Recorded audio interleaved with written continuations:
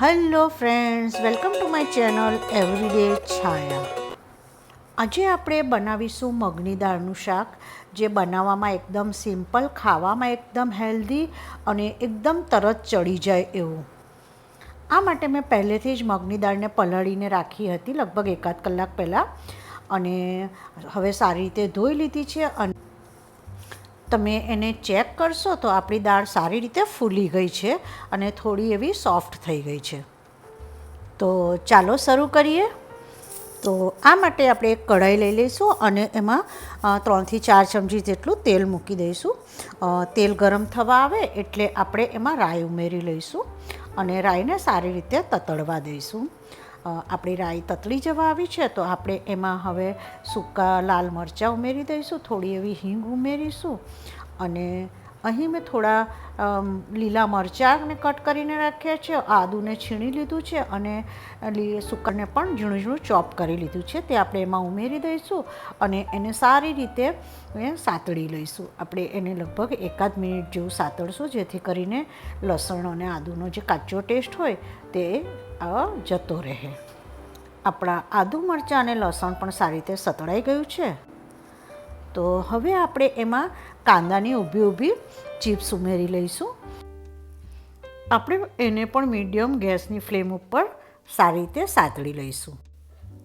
આપણો કાંદો પણ સારી રીતે સતળાઈ ગયો છે. તો હવે આપણે મસાલા કરીએ. તો એમાં આપણે અડધી ચમચી જેટલી હળદર, 1 ચમચી જેટલું લાલ મરચું, આપણે એમાં લીલું મરચું પણ ઉમેર્યું છે, તો તમે જેટલું તીખું ખાતા હોય એ રીતે તમારે લાલ મરચું ઉમેરવું. અને હવે આપણે એમાં પાણી ઉમેરી દઈશું અને પાણીને આપણે સારી રીતે ઉકળવા દઈશું.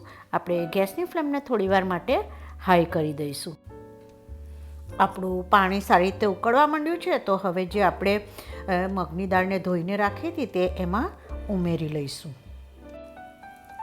હવે આપણે એને ચમચાની મદદથી સારી રીતે હલાવી અને મિક્સ કરી લઈશું અને ટેસ્ટ મુજબ આપણે એમાં મીઠું ઉમેરી લઈશું. આપણે હવે ગેસની ફ્લેમને સ્લો કરી અને ઢાંકણ ઢાંકી અને એને સારી રીતે ચડવા દઈશું. અને લગભગ 5થી 10 મિનિટમાં જ આપણી દાળ ચડીને તૈયાર થઈ જશે.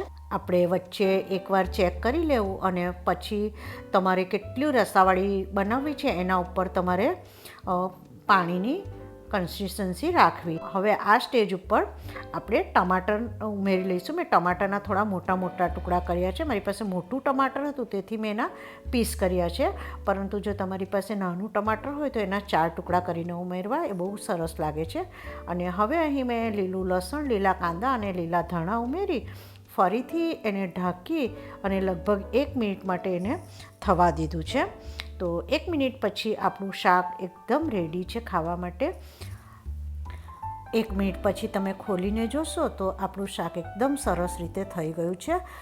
જો તમારે થોડું રસાવાળું જોઈતું હોય તો પછી આ સ્ટેજ પર તમારે ગેસને બંધ કરી દેવો, અને જો તમારે કોરું થોડું જોઈતું હોય તો તમારે ફરીથી એને 1 મિનિટ માટે પાણીને ગેસની ફ્લેમને હાઈ કરી અને પાણી બળી જવા દો. આપણું એકદમ હેલ્ધી, એકદમ સિમ્પલ અને ટેસ્ટમાં એકદમ સરસ એવું મગની દાળનું શાક એન્જોય કરવા માટે રેડી છે.